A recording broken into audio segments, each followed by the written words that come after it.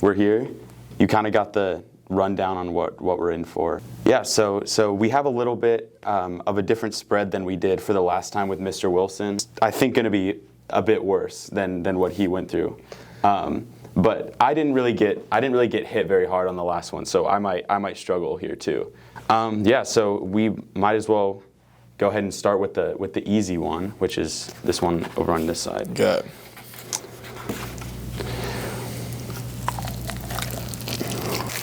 Okay, so kind of one of the big reasons we brought you here today. Obviously, we're coming off a pretty good weekend for your team, for the school. Could you take us through kind of what that day was like, from morning to night, just kind of how that experience was and how you got ready for that, I mean, it was a little different. Obviously, we playing on a Saturday as we normally play Friday nights. So, we woke up, got to sleep in a little more, but woke up, came to practice, watched some film on them, got ready for the game, went home, got some breakfast, and then we came up, got a little team stretch in, and then everyone hopped on the bus over to Choctaw.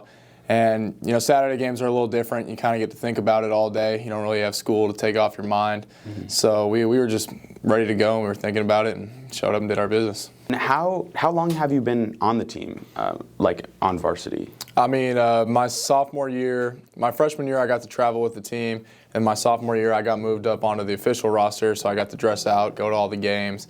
So I was there for a part of that. Obviously, didn't play my sophomore year. I was a young guy, but I got to sit behind and watch the older guys play and learn from Coach Dodge, and I think it was really beneficial. Yeah, is there any of those kind of early experiences you had kind of watching the team that you feel like really shaped you as a player now or as a person, or maybe some of the players who really contributed to that? I mean, certainly as a leader for the most part. When I was a young guy, I used to look up to the seniors and stuff like that, and what they said was gospel, and you just wanted to impress them. So now being a senior, I feel like it's really helped me being able to mentor the younger quarterbacks and especially like the younger players on the team. Yeah, cool. All right, do you wanna go ahead and let's do it. Let's jump in. All right, we got the middle one here. Cheers. I forgot to ask how you feel you are with this kind of stuff. I think I can do it a little bit. You can hang. The top one might be a little tough, but this ain't nothing. I'm just kind of continuing in that same vein, maybe more from like a teaching perspective, your coaching staff and things like that. What are some of the things that fundamentally those guys have kind of, like the values that they've placed on you that you feel like have really helped you out? I mean, certainly it's hard. It's about your work. As far as you're gonna get is how you get as far as you decide you're gonna get. So especially at quarterback, you got to watch film. You got to study the other team because you got to know what they're doing defensively. At other positions, you can get away with just knowing your assignment and stuff like that. But at quarterback, you kind of got to know what everyone's doing on offense and defense. So it requires a little more time in the film room, time studying the plays. And I think that's really the key aspect to being a great football player or just a great athlete in general, is just how hard you're willing to work. Okay. On you. Yep. Okay. I've been told these tend to hit late, so I'm feeling it pretty quick. Yeah, it's there for sure. I'm just gonna go in again, just for the vibes.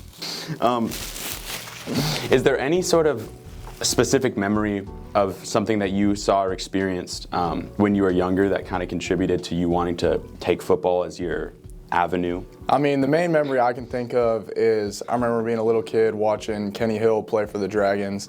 And some people might have moved in, so they might not be familiar with Kenny Hill and those old Dragon teams. But I remember watching them win the state championship on a laptop because I was traveling with my parents. I remember running around the house and waking them up. Mm-hmm. So, I used to look up to those guys, and being able to be in a position that they were is pretty special. Just kind of going back to this past game and also this one that you have coming up, on top of just like the athletic competition, there's other things that go into it. There's social competition. There's words that get thrown back and forth. How are you able to handle those different things, and how do you feel like you're able to, what's your, I guess, method for blocking out kind of the negative things and just kind of focusing on what you have to do? I mean, me personally, I'm not the biggest trash talker, but there's a lot of guys on the team, that'll handle it for me. But as far as I do, when it comes to blocking things out, just focusing on your assignment. Like, I've got a lot to worry about during the play and before the play, so I'm focusing on my reads and who's lined up where and all that. So I like to say I don't really have time to talk trash, but every now and then I get in a few jabs. For maybe the casual fan who's going to this next game more as a way to support the school, maybe they don't know everything there is to know about how the game is played. What are some things that you think would be important for them to look out for, or things that you think some people should pay a little more attention for on the things that go into, what's happening on the field? I mean, one thing that always gets overlooked is the O lineman and D lineman. So gotta love up on my O lineman, give them a shout. So if you're a casual fan, watch some boys in the trenches, watch how hard they work. Every play they got to block somebody, they got to strain. They're getting beat up a lot more than some of us other guys. So they really have a tough job. The other one that I wanted to ask, the blonde hair being part of the playoff experience, what advice do you have to the players who struggle to get the right tone out of the hair? This has been a battle for many years now. I had longer hair the last 2 seasons and spent a lot of hours, foiling my hair, trying to get it the right color of bleach. So to any younger players, just cut your hair shorter and dye it one time. It's so much quicker and it saves you from being orange. And there's certainly, no matter how bad yours looks, there's always somebody that's worse. Yeah, okay. Do you want to go ahead and nominate? We can't confirm that they'll say yes now, but go ahead and nominate who you think we should. I want to put the challenge out there to Preston Milkins. Okay. To come in here, and enjoy some hot wing. Maybe we'll take it. Maybe we didn't go as high as it goes because you got a job to do. Yeah, exactly. But that might be next on the docket. Bring the heat next time. Okay, cool. All right, we're gonna go ahead and sign off. Thanks so much for giving us your time. This was fun. Yeah.